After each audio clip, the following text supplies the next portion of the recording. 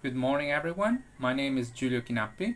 I'm the founder of a website called World Politics Blog, which analyzes the main topics of world politics from a non-aligned perspective. First of all, I would like to thank the organizers of this event for inviting me and giving me the opportunity to talk about this very interesting topic. In particular, I would like to address the wrong perception Western people have of terrorism and the hypocrisy and double standard that Western countries, in particular the United States of America, use as a means of political propaganda. On Western media, we often hear people talking about terrorism. However, a clear definition of terrorism is never given, and this word is usually applied to those countries or organizations that challenge the Western-led world order. According to Edward Herman, the definition of terrorism is not clear because the powerful define terrorism, and they define terrorism in order to exclude their own acts from the definition of terrorism.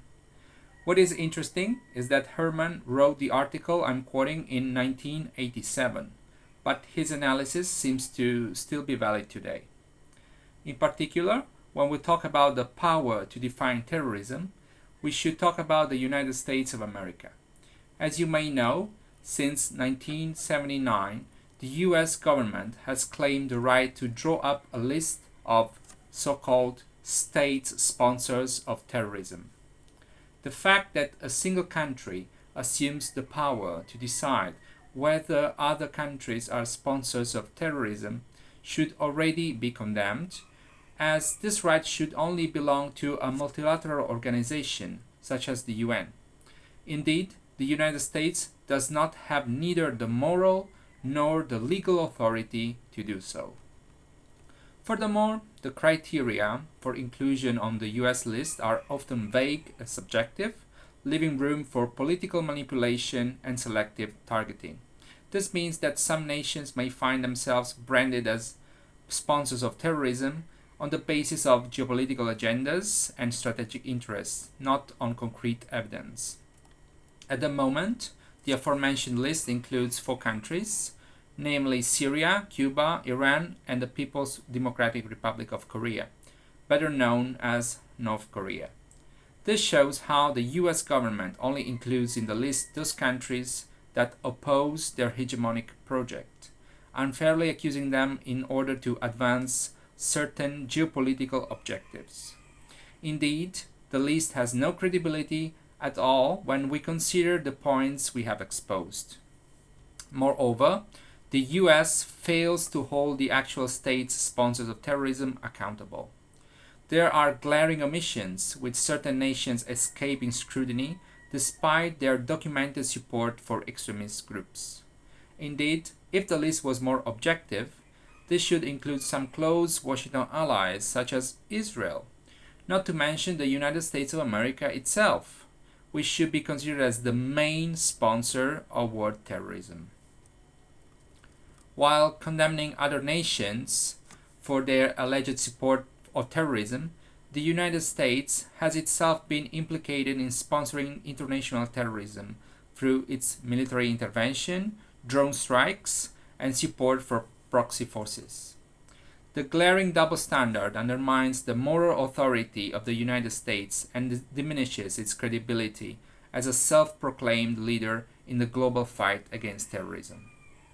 Again, Edward Herman, in 1987, clearly stated that the United States is indeed a sponsor of international terrorism.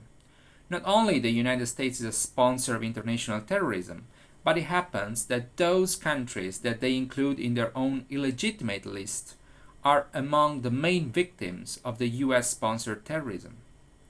Cuba, for example, can be considered as the country that has suffered the greatest number of US-sponsored terrorist attacks in the past 6 decades. Andrew Basevich, professor of international relations and history at Boston University, has stated that in its determination to destroy the Cuban Revolution, the Kennedy administration embarked upon what was in effect a program of state-sponsored terrorism. The United States has provided extensive lethal and non-lethal aid to many Syrian militant groups fighting against the legitimate Syrian government, which is why the Syrian government has directly accused the United States of sponsoring terrorism in Syria. Research found that external support for anti-Assad Syrian rebels significantly augmented the quantity and quality of weapons available to ISIS forces, including anti-tank weapons purchased by the United States that ended up in possession of the Islamic State within 2 months of leaving the factory. These are not isolated cases, as the United States have supported a large number of terrorist organizations all over the world in order to attack those countries that do not accept their hegemonic project. We should not forget the US implication in many tragedies all over the world and the support they offered to the Colombian paramilitary group, to the Nicaraguan Contras, the Kosovo Liberation Army, to MEK in Iran, and to other terrorist organizations all over the world. The US have conducted terrorist actions in Italy as well. During the so-called years of lead, a period of socio-political turmoil in Italy that lasted from the late 1960s into the early 1980s. According to General Gianadelio Maletti, US intelligence services instigated and sponsored right-wing terrorism in Italy during the 1970s as part of the strategy of tension. According to the investigation of Italian judge Guido Salvini, the neo-fascist organizations involved in the strategy of tension, such as La Fenice, Avanguardia Nazionale, Ordine Nuovo, were the troops of clandestine armed forces, directed by components of the state's apparatus related to the CIA. Guido Salvini said that the role of the Americans was ambiguous, halfway between knowing and not preventing, and actually inducing people to commit atrocities. In conclusion, the hypocrisy and double standard employed by the United States in the matter of terrorism are glaring and deeply troubling. While the US government denounces and penalizes other nations for their alleged sponsorship of terrorism, it simultaneously engages in actions that perpetuate violence, destabilization, and human suffering in various parts of the world. Thank you very much for your attention.